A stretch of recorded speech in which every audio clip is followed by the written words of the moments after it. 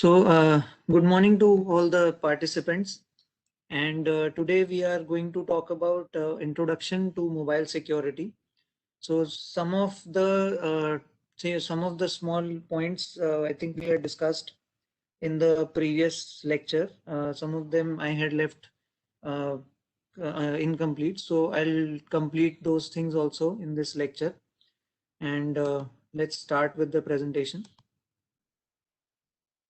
So just like last time, we are going to begin with some current trends in the mobile security domain. First one, again, is the Arogya Setu applications. I think we discussed about this last time also. So all these applications were taking a lot of permissions, and they were being spread through WhatsApp messages and SMS messages, mainly targeting the security personnel, and they were designed for snooping on government officials. Then 59 applications were banned by the government last year in June, and all these applications were taking a large amount of user data of Indians, and all this data was being stored on servers which were located in hostile countries. So we don't want data of Indians to be misused. That is why government has actually banned these applications.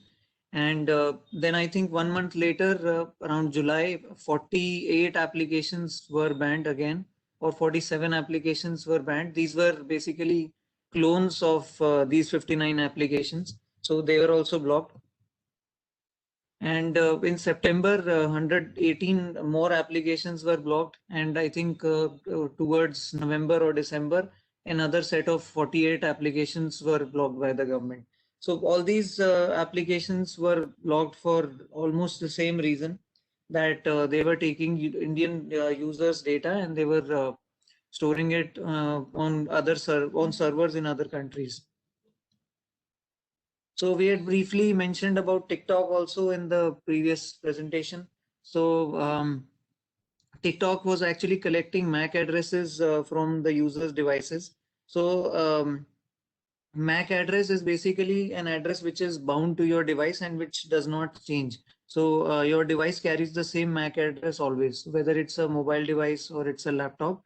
Whereas your IP address keeps changing. So if you're on your 4G network, you will have a different IP address. If you're on your office Wi-Fi, you will have a different IP address. And if you're on your home Wi-Fi, you'll have a different IP address. So using the IP address while you're browsing the internet, for example, if you're searching for something, um, and I am basically tracking your behavior using the IP address, I may not be able to generate a good amount of user tracking data. Whereas if I can collect your MAC address, then I can definitely know that what this particular user is doing or what this particular user is searching for. So that's what TikTok was doing. It was collecting MAC addresses along with the user data, basically the user behavior statistics, what the user is searching for, or what kind of videos the user is looking at. So using all this statistics and all this data, advertising companies can actually serve you targeted advertisements. So all this telemetry and all this data is very expensive, and it is sold to advertising companies for a huge amount of money. So that's what TikTok was doing. And because Google does not allow the MAC address to be collected, so the TikTok was actually violating the policy here, and it was flagged by several countries, and it was also banned by a lot of countries, including India. So through these current trends, we have talked about this particular term called permissions. So when you have, I'm pretty sure almost all of you are carrying smartphones, and you have sometime or the other tried to install applications on your Android or iOS device. So whenever you try to install a particular application on your device, you'll see that it shows you a list of permissions that the application is asking for. So these permissions are actually to access a particular feature on your device. It could be accessing your camera, it could be accessing the internet. So there are several features on each mobile device, and every time the application is trying to use it, it will basically need that permission. So permissions are common across iOS and Android. Almost all of them are same. The only thing is Android divides it very properly and has created proper segments. So just to understand it, we'll look at the Android permission model, but it is very similar on the iOS side as well. So this is the kind of screen that you are presented with when you are trying to install an application from the Google Play Store.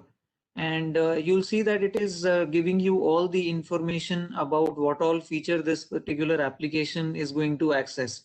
So you can see that it is telling you that this application is going to read your messages, and it is going to connect to the Wi-Fi network, and it is going to read your calendar events and other stuff as well. So the only difference is that this is actually a screenshot from older version of Android. I have placed it here just for reference purposes, because earlier all kinds of permissions were actually shown to you when you were trying to install the application, and you had to click on accept so that you could actually install the application. So nowadays it is a little bit different. Some of the permissions are actually shown to you when you are trying to install the application, whereas other permissions are actually shown to you when you are actually running the application. So while running the application, when the app needs to access a particular feature, it will only then ask you for the permission to access that feature. So we'll talk about the different kinds of permission and how they are different. So the first type of permission is the normal permissions, and these are the permissions to access all the basic features on the device. For example, to access the internet, to access the time zone, to access your 4G network, or to access the Wi-Fi. All these permissions are categorized as normal permissions, and they are called normal permissions because none of these permissions can actually be misused for taking control of your data or basically exfiltrating data from your device. So that's why these are called normal permissions. And all these permissions are actually shown to the user when he or she is trying to install the application from the Play Store. So you'll see that instead of all permissions being shown at the time of installation, only the normal set of permissions are shown when you're trying to install the app nowadays. And all these permissions, once you have granted to the application, they remain with the application till it is installed on your device. So it is not possible to take back any of these permissions. So the next set of permissions is called the signature permissions. And signature permissions are actually not defined by Android. So all the other permissions that we are going to talk about are actually defined by the Android operating system itself. And all the applications basically declare each of these permissions, which you have to accept before installing or at the time of runtime. But there are certain permissions which the developer of a particular application can also define within the application. So this particular feature in Android is actually used for data sharing between different applications of the same developer. For example, we can take the example of Facebook and Instagram. Because Facebook and Instagram are built by the same company, it is possible that Instagram might want to access some feature inside the Facebook application. For example, if you're trying to log in into your Instagram application, you can actually log in using your Facebook credentials also. So in order to use the Facebook application's login feature, Instagram would need to declare this particular permission for accessing the feature inside the Facebook application. So Facebook application will define the permission, and Instagram application will declare that signature permission inside its manifest file, so that the operating system would know that Instagram is trying to access a particular feature inside the Facebook application. So that's what these set of permissions are used for. And these are also shown to you at install time. So the next set of permissions is called the dangerous permissions. And dangerous permission is the set of permissions wherein some form of user data is being accessed, or some other some hardware is being accessed, which can actually lead to leakage of user data. So all these set of permissions are actually categorized under dangerous permissions, and all these permissions are actually not shown to you at install time. They will be given to you, or you will be asked to accept these permissions when the application is actually trying to access a particular feature on your device or access a particular hardware on your device. So as an example, read contacts permission is a dangerous permission because because the user contacts are being accessed. Similarly, accessing the storage on the device, accessing the camera, accessing the microphone, accessing the user location, accessing the call logs. So all these set of permissions are come under the dangerous set of permissions. And you need to grant explicitly, you need to grant all these permissions so that a particular application can use a particular feature on the device. And nowadays, the model has changed to some extent. It started first with iOS, and I think Android has actually followed on that front nowadays. So when a particular application asks you for permission to access your location, there nowadays there is also an option to accept only once. So you can accept only once, and after that, basically you're giving your location permission to the application only once, and next time when it tries to access the location, it will not have the permission. Otherwise, if you click on accept, basically the permission is granted to the application forever. So till the application stays on your device, it will actually have that particular permission, unless you go inside the settings page and you actually disable that permission. So both Android and iOS have this functionality wherein you can go into the settings page and you can look at the permissions that you have already granted to applications, and you can actually take back permissions from different applications. So the last type of permissions is called the special permissions, and these actually cover areas which are actually particularly sensitive, and these are also shown to the user at the time of using the application. And some of these are like, for example, write settings permission, and there is also an administrator permission on Android. So all these permissions are really sensitive because the application will be able to write settings, basically change the settings of your device. So this can actually lead to even bigger harm, and that's why these set of permissions are categorized as special permissions, and you need to go inside the settings page specifically to enable these permissions. And again, these can also be revoked just like dangerous permissions. So these are the set of permissions, 4 different types of permissions we have already discussed. And now we will look at some basic countermeasures or basically some best practices regarding permissions on Android and iOS, which you can take care of, so that just to make sure that you remain safe and your device is not compromised. So first thing is that we should always check the permission before installing the application. And once you have installed the application and you're running it, if the application is asking for more permissions, then you should always check what kind of permission is the application asking for, whether that particular permission is even warranted, and if the application's functionality would even require that permission.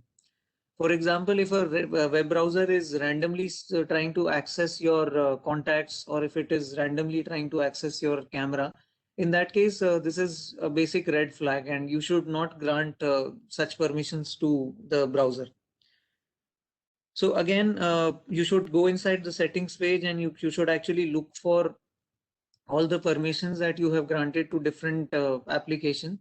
So that is the next best thing to do. And some other things to keep in mind, we should keep the operating system updated. So this is very easy to maintain when it comes to iOS. And on Android side, it is easy to maintain on Google's own devices, the Pixel line of phones. But otherwise, most of the manufacturers are actually very sluggish when it comes to pushing operating system updates. They have improved to some extent in the past couple of years, but there is still a large amount of fragmentation on the Android side. So when you buy a device, there is no guarantee till what amount of time or till how many years the manufacturer is actually going to push security updates. So that is a big problem on the Android side. But as far as possible, we should try to keep the operating system updated till the time the manufacturer is actually supporting it. Then we should keep all our applications updated. Both Android and iOS, you might have seen, keep pushing you updates, and they keep telling you that so many applications have new updates which need to be installed. So there was this one particular case about the Cam Scanner application. So I'm pretty sure most of you would at some point of time have used the Cam Scanner application. And it was one of the applications which was actually banned last year. But 1 year before that, I think in 2019, Cam Scanner application was actually flagged and it was removed from the Google Play Store because it was actually carrying some malware along with it. So the application itself was not malicious, at least that's what we think. But it was actually carrying an advertisement module inside it, which was actually malicious, and someone had actually injected a malware inside that advertising module, and the Cam Scanner was actually using that module inside the code. So what happened was that somehow this got overlooked by the Cam Scanner team also, and even the Google's Play Store checks were also not able to identify it. So I think Kaspersky had actually flagged this, and once this got known, Cam Scanner was actually removed from the Play Store for around 1 or 2 weeks. Only after Cam Scanner had actually removed that particular module, it was able to come back on the Play Store. So the reason why I was telling this story is because I want to push this point that it is really important to keep our applications updated. So even if you have Cam Scanner installed on your device and it is malicious, ultimately the company is going to release an update. So once the update gets released, automatically the malware will be removed. So that is why we should always keep our applications updated. And then it is very important that we should install only applications that we absolutely need. If you're not going to use a particular application for a long time, then it is always best to just uninstall it from your device. It frees up a lot of memory space as well, and also you remain secure from different kinds of attacks which might be executed, for example, if you're not updating the application. And then there are several applications which use some oversmart tactics, and they try to tell you that your mobile device is not functioning properly and you need to use some memory cleaners or battery optimizers so that your device can actually run better and faster.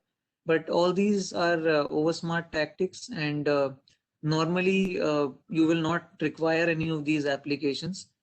Instead, all these applications actually actually access a lot of features on the device. They take a lot of permissions, and it is totally possible that they may be taking a lot of your user data and pushing it onto onto servers of other countries also. So it is always best to stay away from such applications. Some other things to keep in mind, you always use an antivirus. It is especially recommended on Android.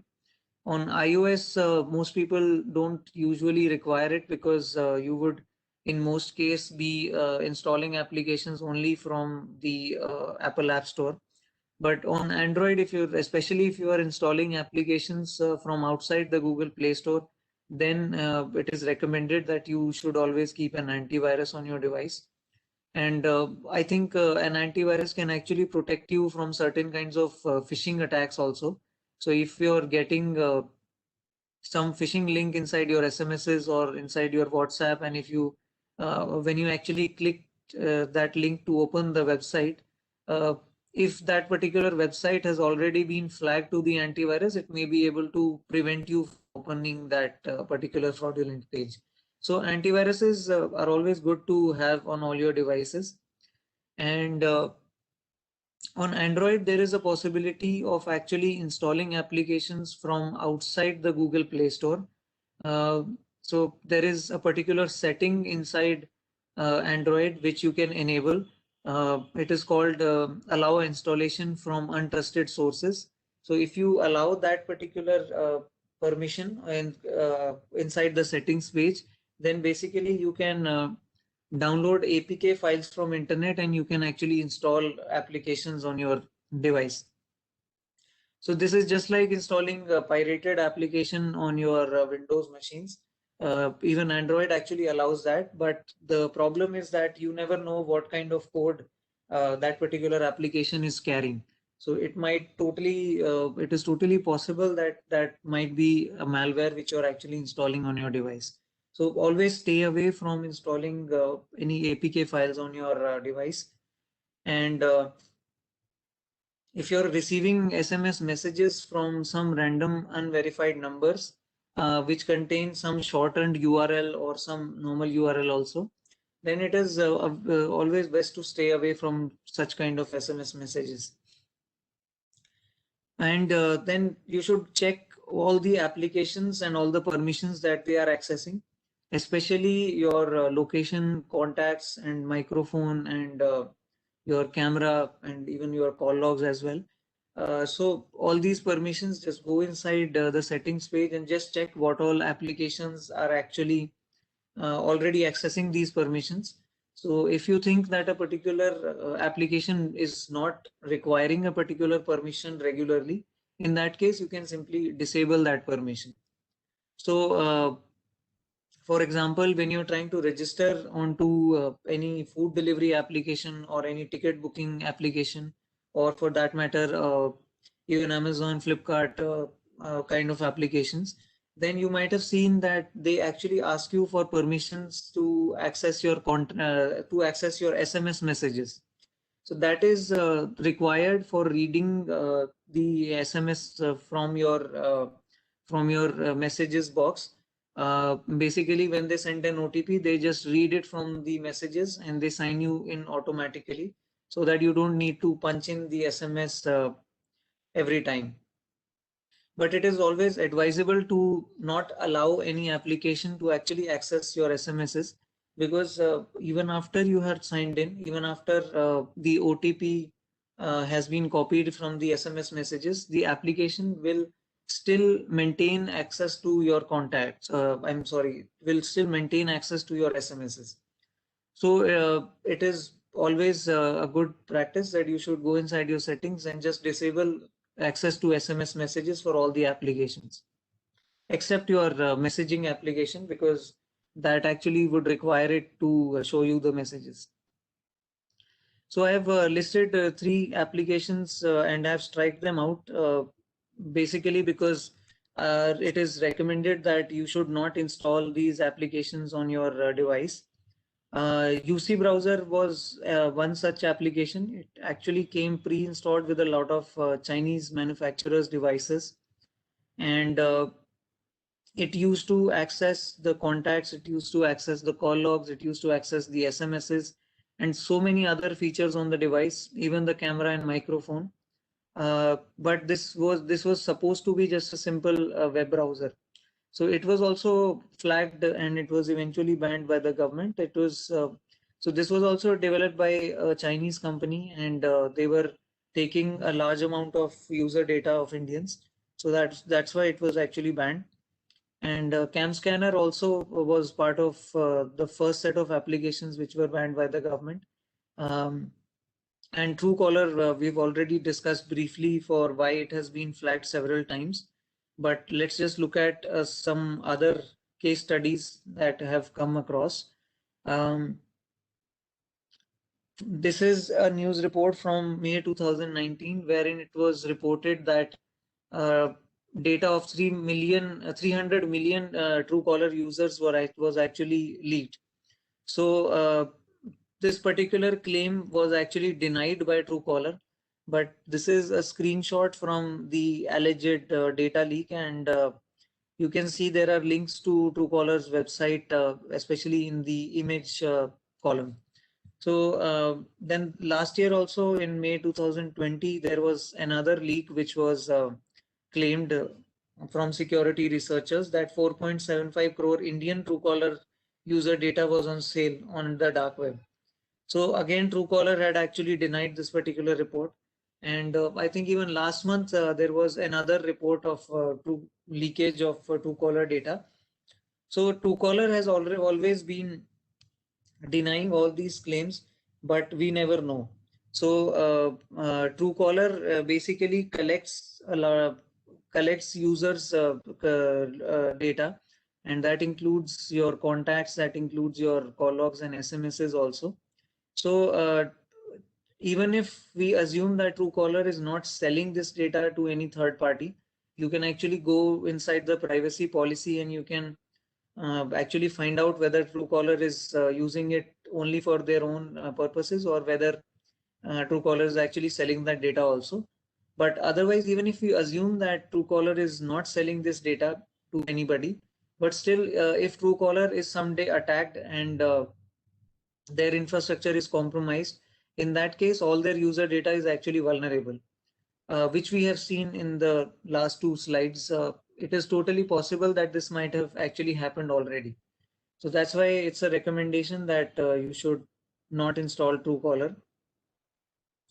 And moving on to some case studies. So before I go into this section, I'll just check if there is any questions. Some of you are actually, I think, posting questions in Hindi or in some other language. But unfortunately, my WebEx application is not supporting all these fonts. So I would request if you can just post your questions in English. So there are no questions till now. I'll just move on to the next section, which is case studies. So I'll show you some examples of how mobile devices have actually been used by fraudsters to actually create a lot of compromises. So this is actually an example of smishing or SMS phishing, as it is called. And this is, I briefly talked about the income tax department's refund frauds, which have been going on for a long time. So you can see that this is a sample of the kind of SMSs that normally are sent to the victims. And you'll see that the SMS shortcode on top is saying VK Notify and AD TeleOS. So in one particular case, we were able to actually recover an SMS which came from the same SMS sender ID which the genuine income tax department was using. So there were genuine messages of income tax department, and then there was a fraudulent SMS of income tax department in the same thread. So in this case, there is all the more chance that the user might actually trust this particular SMS and actually go to this particular phishing website. So you can see the SMS reads as, "Dear so-and-so, income tax requires you to click on this link to submit a formal request for remittance of your unclaimed approved tax refund of 17,259 rupees. So there is this bit.ly link. We've already talked about this. These are commonly used for smishing and phishing attacks. And once the user clicks on this particular link, Again, this is the same screenshot. The user is actually taken to this kind of a website wherein you need to select your bank from the drop down. And once you select the bank, you will be taken to your respective bank's phishing page. So yeah, you can see that this is actually hosted on an IP address. It's not even a proper domain. So 198.55. Some other something. And this is a phishing page of Citibank. Similarly, we have recovered phishing pages of SBI, of Axis Bank, of ICICI Bank, and HDFC Bank. And whatever bank you have, you can select it from the drop down. When you reach this page, you need to enter your user ID and password for your net banking credentials. And after you enter your net banking credentials, you will be asked for your PAN card, your address, PIN code, marital status, date of birth, email ID, Aadhaar number, and even your debit card number, ATM pin, and all your financial and confidential details. And so once you have filled out all these details, basically the attacker actually has everything that he or she needs for executing transactions, except that one little thing, which is OTPs. So whenever you do a transaction from your bank account, the bank account actually sends you an OTP. So the attacker actually needs the OTP, and for that it will show you this page after you have clicked on submit. It will tell you that your income tax refund application is incomplete, and to complete your application you must verify your mobile device. So they will actually download an application or APK file on your Android device. And once you install this APK file, that's when it will start sending all your OTP messages to the attacker. So this is actually a screenshot of the website dump that we had taken. And through this website dump, we were actually able to find out the SMS gateway that the attacker was actually using. And on the SMS bulk SMS gateway, we were actually able to recover around 2.5 lakh sent reports. So we were able to recover phone numbers of 2.5 lakh possible victims who had been sent out this particular fraudulent messages. And then we were also able to recover this APK file, which has been named tmobile.apk. So once we got hold of this application, we did the analysis, and this is a summary of what all we found. So this application actually tries to ask you for permission to become the default SMS application. So once an application becomes your default SMS application, your normal messaging applications will not show you the permissions. I'm sorry, will not show you the notification whenever an SMS actually arrives on your device. So basically, this was designed for snooping OTP messages, and this application actually reads all your SMS messages, and it forwards it to the attacker's phone number. And the SMS is actually also deleted from your inbox once it is sent out. So you will not even get to know what all has happened, and what kind of OTPs or what kind of messages it has already stolen, because it is, as soon as the SMS arrives, it is forwarded and then it is deleted from your device. So these are some screenshots from this application. In the first screenshot, you can see in the third row, it is the application is called e_mobile, and it carries the logo of the income tax department. So when you click on this, it will ask you that whether you want to use e_mobile instead of messaging as your SMS app. And once you click on yes, it will ask you for permission to access your contacts, to access your SMS messages, and to your call logs as well. So this is a screenshot from the code that we were able to reverse engineer from the APK file. And you can see that it is actually showing all the different permissions that it is checking within the code. So first one is get accounts. So it can read all the accounts that you have on your device. This, I think, was used for taking the email ID of the user, uh, basically for data harvesting purposes or for validating on different websites, and then read phone state and then send SMS. So all these permissions it absolutely needs, and it repeatedly, I think, checks for these permissions whether you have revoked them or not. And this is a screenshot of the code which was being utilized for sending text messages. So you can see there are 4 different phone numbers which were there.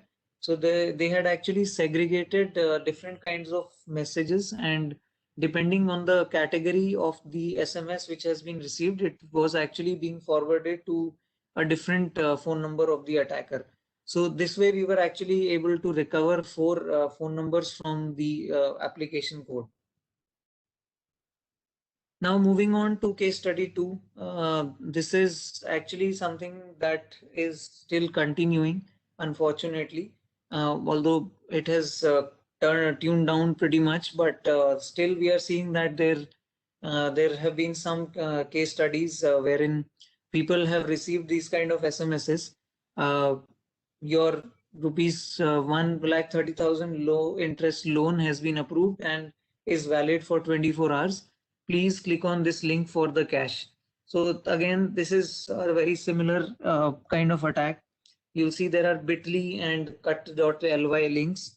So all these links, when you click on these, you will be taken to this kind of a website. And on this website, there is a button which says get it on Google Play.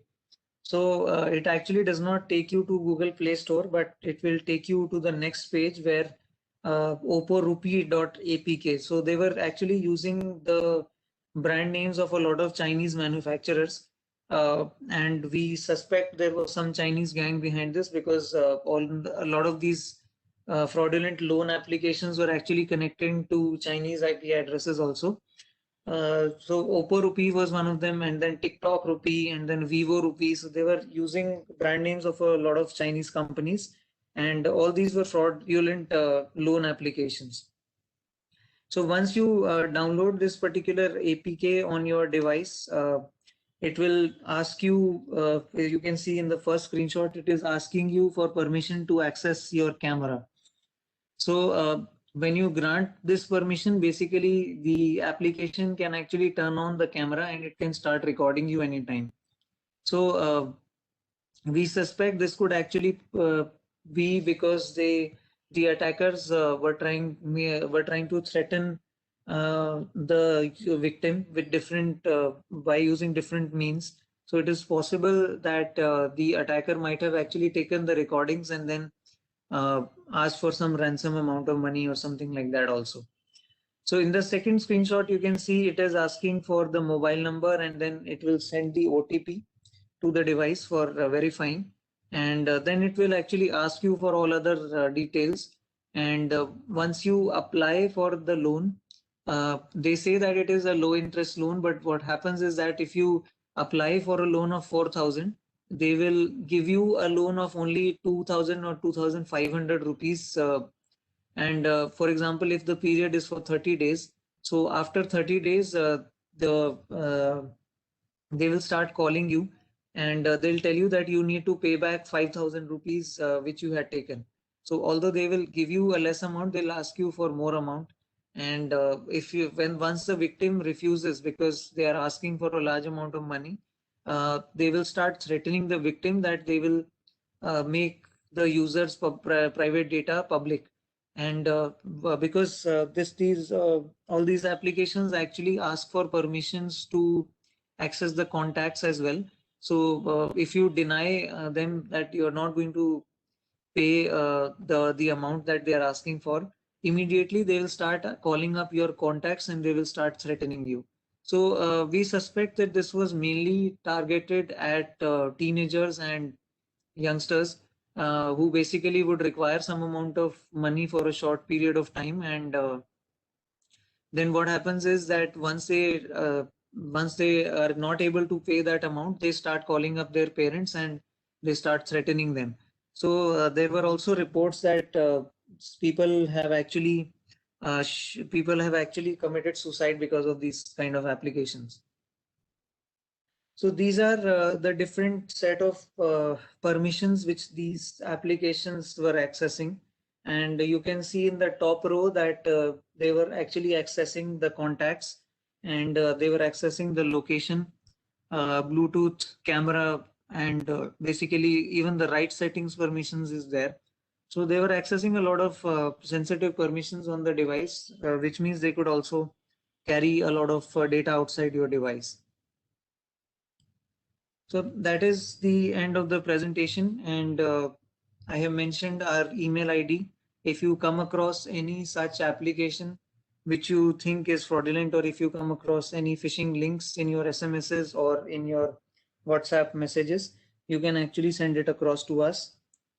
So I'll just go through the chat section to see if there are any questions.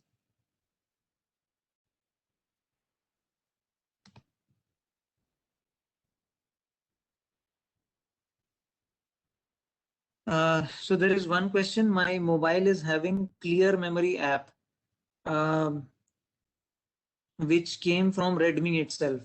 So, sir, actually, this is a very common problem with a lot of Chinese manufacturers. They come with a lot of bloatware pre-installed, and you can actually go inside the settings and see if you can uninstall it. Otherwise, if you cannot uninstall it, there would be an option to actually disable this application. In some cases, even that option would be disabled. So the only option you're left with is to deny all the permissions to this particular application. Otherwise, you cannot do much. That is why I always recommend that you should go for manufacturers who are not pre-installing a lot of applications on your device, because you cannot uninstall them, and all these applications actually have access to all your data on the device, and that can actually be misused. So all these manufacturers, whether it's Redmi or Xiaomi or Huawei, they have at some point or the other been flagged because uh, they install a lot of applications on the device. Some of them are not even visible to the user, and it is suspected that all these applications are actually used for stealing user data. So I would recommend that you should stay away from such manufacturers altogether. Sir, it is believed that Play Store, both Android and iOS, examines the application before making it available to user. If this is true, how malicious applications are getting installed on user mobiles? So, sir, that is definitely true. When you submit a particular application for publishing on the Play Store or iOS App Store, it goes through a lot of checks on both Google's side and Apple's side. But since there are millions of applications which are actually submitted almost daily onto these stores, it is totally possible that one or two or maybe a few applications might actually sneak and might actually be able to bypass those checks also. So there is no security which is 100%. I think we have already you're onto the fourth day, so you might have already guessed this thing. So no system is 100% secure. In the same way, no antivirus is 100% secure also. So any amount of checks, they might be out of a million applications, they might be able to stop 999,000, but at least 100 applications might still get through. So it is totally possible, and that's why we should make sure that we are installing only applications which we need, and they should come from uh, developers or companies which are more reputable and which are more secure. So as an example, this Cam Scanner application was from a Chinese company, but there are quite a few other alternatives as well. So Microsoft has its similar scanning application. Adobe has a similar scanning application. I think even Google gives that functionality within the Google Drive application. So you can use all these as an alternative to using the Chinese application. So that's what my recommendation is. So I think there are more questions in the chat box. I'll just check.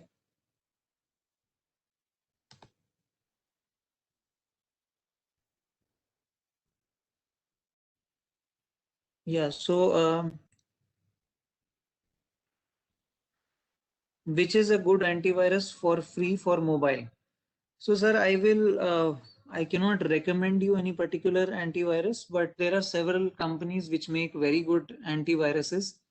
For example, Kaspersky and then Bitdefender, even Quick Heal, and a lot of manufacturers, a lot of companies are actually building good antiviruses. You can do a very simple Google search. Just go on to Google and search for the best mobile antivirus, and you'll get a lot of statistics, and you'll be able to compare the features between different antiviruses. So whatever you like and whatever you feel is the best for your requirements, you can actually use that. The good thing is that there are a lot of options and a lot of them are actually available for free. So for the basic features, you'll see that they'll give you for free, and some other advanced features they might ask you for money. These days, even less technical sound minor, also they are involved theft. How it is possible? Whom trained them uh, technically? So, sir, I can't answer that question. I think that is something for law enforcement agencies to answer. Um, Definitely, because nowadays even minors are actually exposed to a lot of technology from the time they are born. So I think it comes innately that they are able to grasp these technologies very quickly, and able to then they are able to actually perform different kinds of attacks also. So the only way out is that we should train ourselves, and we should train all everyone who is using all these devices. And that is why I think we are holding all these sessions, so that all of us can actually come onto a particular level of cybersecurity awareness, and we can keep ourselves safe from these kind of attacks. So which OS is secure for mobile, Android or iOS? So, sir, definitely iOS is more secure than Android, um, because there are multiple reasons for that. One of them is that Android is actually an open source platform, so anybody can actually look at the code and anybody can actually find out vulnerabilities. It is very easy to do that simply by looking at the code. And iOS, on the other side, is actually closed source, so nobody can actually look at the iOS code. That's why iOS is actually more secure. Secondly, Android allows you to install applications from untrusted sources, as we have discussed. So you can go and search for APK files on the internet, and you can actually install them on your device very easily. Whereas that is not permitted on the iOS. So that's why that actually prevents a lot of attacks which can be possible on Android but not possible on iOS. As per your knowledge, which is good cleaner for memory? So as I said, sir, you don't require any good memory cleaners, because Android and iOS are very mature operating systems, and they know how to handle their own memory. So if you are trying to use memory cleaners, basically they cause more harm than good. So if Android and iOS, they are designed in such a way that when if you're opening a particular application, the operating system would want to keep it inside the memory. The reason is that if you're because you might want to use that application again and again, so it is always best to keep it inside the memory, because otherwise if you swipe it out from the memory, or if you're using a memory cleaner for actually removing applications outside, then what happens is that every time you open that application, it needs to be taken from the secondary storage. All the data needs to be read, and then the application needs to be placed inside the RAM, and then it needs to be reopened. So all this actually uses up a lot of battery also. So it is best that all the applications which you keep using throughout the day, for example, your messaging application for like your WhatsApp and your phone application, these applications should actually stay inside the memory. That is always better. So you should completely stay away from memory cleaner and all these battery optimizer applications. Okay, so like Jamtara area of Jharkhand, how cyber team dealing this? So, sir, that is actually for law enforcement to answer. That a particular area itself, because it has, this culture has been created wherein people of very small, very, in fact, minors are also involved in all these kinds of attacks. So this actually comes under law enforcement and they need to look at how to tackle this particular problem. Can you explain the PUBG case, why it is blocked and how it is exploiting the user data?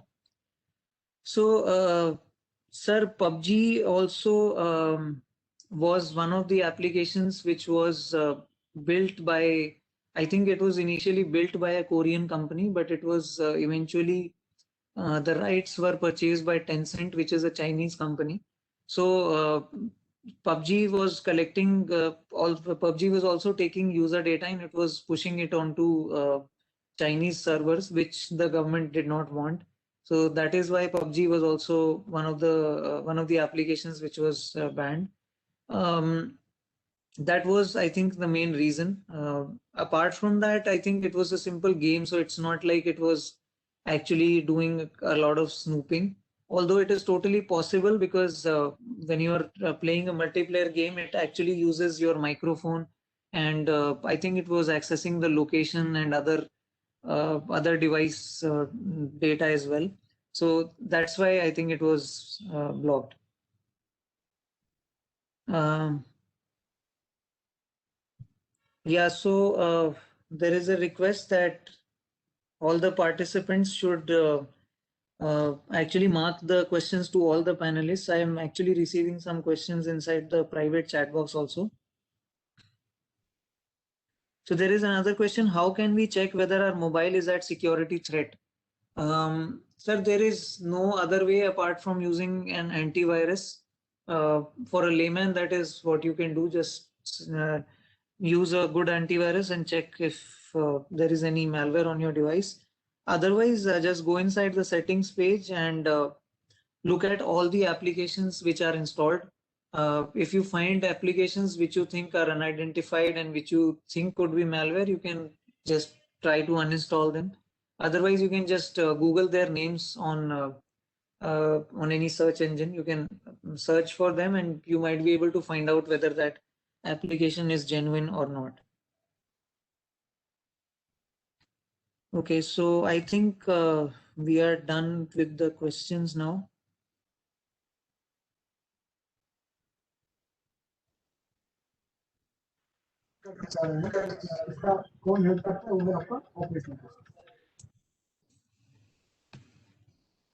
Anupam sir, we are done with the questions. So I think we can end the session here. Yeah, thank you, Yash, for this interesting and very interesting. I suppose everybody wanted to know how mobiles are mobile security is important to all of us.